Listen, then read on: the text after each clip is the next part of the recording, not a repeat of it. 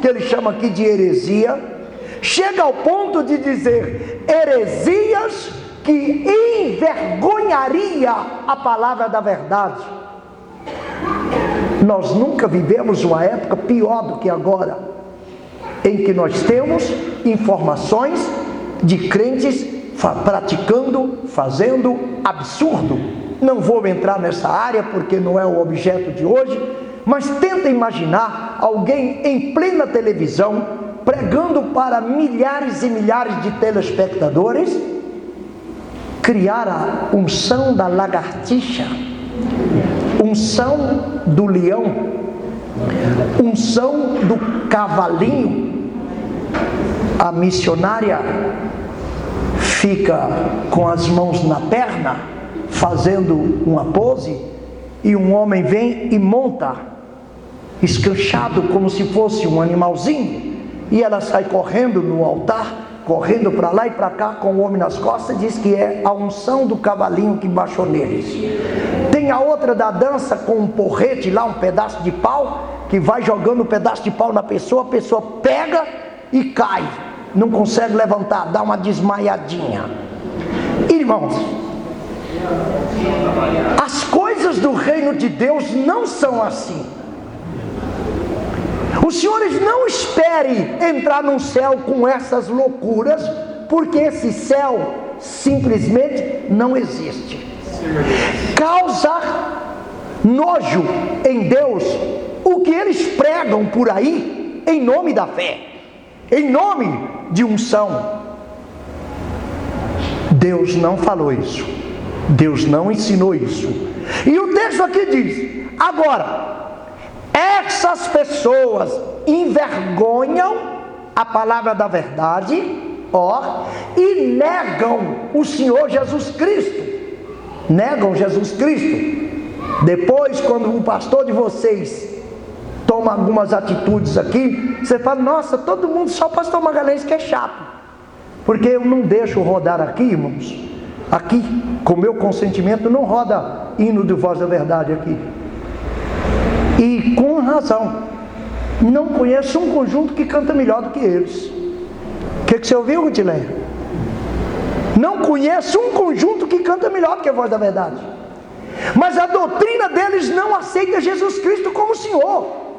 E por que eu vou bater palma para alguém que não acredita que Jesus é Deus?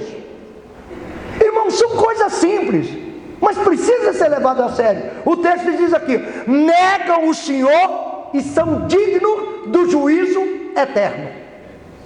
E quando fala do castigo para esses homens, faz uma comparação no verso 4 de nossa leitura, que diz assim: porque se Deus não perdoou os anjos que pecaram, e olha que anjo estava acima de homem, mas Deus não perdoou os anjos que pecaram, mas havendo lançado no abismo, no inferno, prisão, entregou as cadeias da escuridão, ficando reservados para o dia do juízo.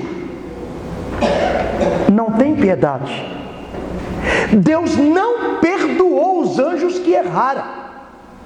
Irmãos, isso nos leva numa responsabilidade muito grande, porque se Deus tivesse que perdoar, perdoaria os anjos, mas Ele não perdoou.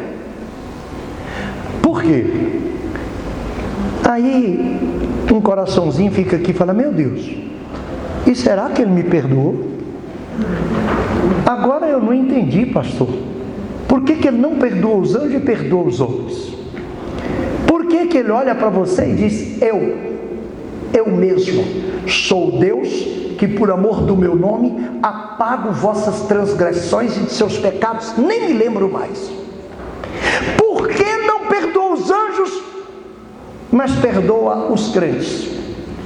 Porque os anjos tinham um ambiente perfeito, um corpo perfeito, não tinha televisão jogando lixo no ouvido dos anjos, não tinha cinema jogando lixo no ouvido dos anjos, não tinha pecaminosidade na praça para os anjos contemplarem, o ambiente deles era perfeito, o corpo era perfeito, e tudo naquele lugar era ambiente de perfeição.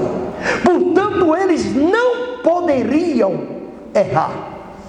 Uma vez errando, Deus cobrou.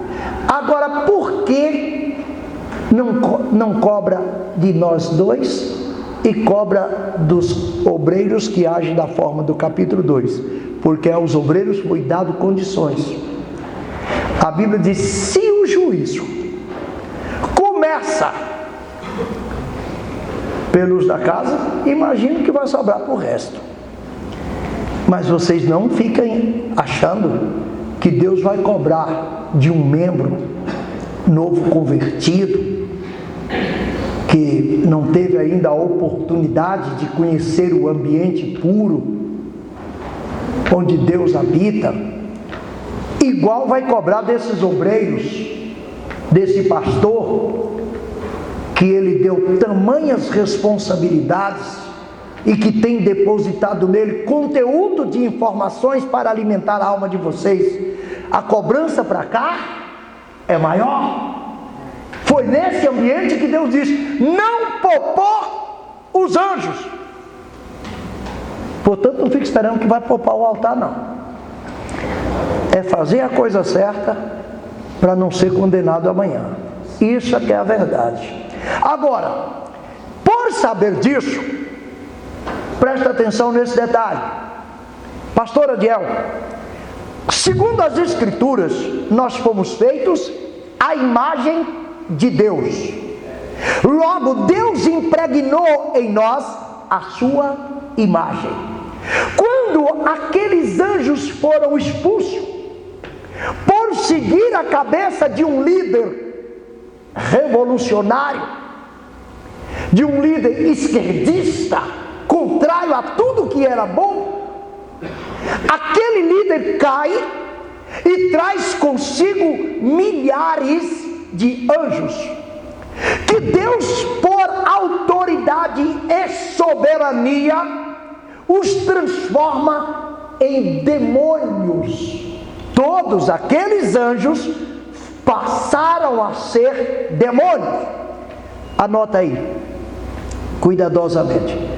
Anjos são seres espirituais criados por Deus para seu louvor e serviço.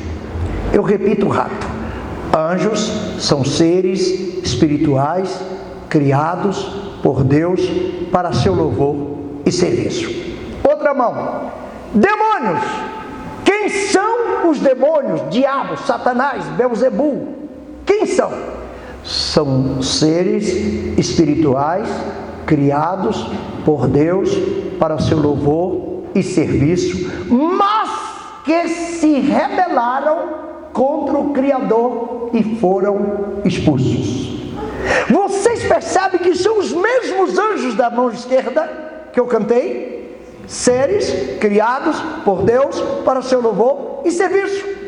A diferença está em que se rebelaram e foram expulsos.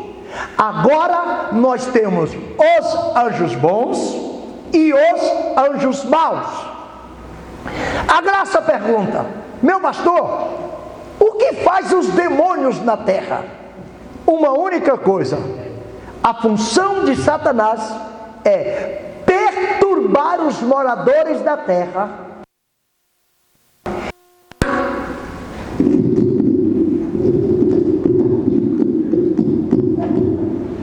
a imagem de Deus no homem. Ele arranha a imagem, deforma a imagem. O homem fica não mais parecido com Deus. A função é perturbar e arranhar a imagem, ou seja, mandagem, deformar a imagem de Deus em você. Aí os senhores vão ver que ele descarrega um ódio tremendo em alguém que tem o brilho de Deus, em alguém que foi restaurado. Essa imagem, escuta isso. O Evangelho, conhecido como Evangelho das Boas Novas. Qual era a nova boa que o Evangelho pregava? Para quem não sabe, Priscila, Evangelho não tinha nada a ver com Bíblia. Do grego evangelizo, ou evangelogai, era notícia boa. Notícia boa. Por exemplo, está grávida. O marido chega aqui, irmãos, Priscila já ganhou neném.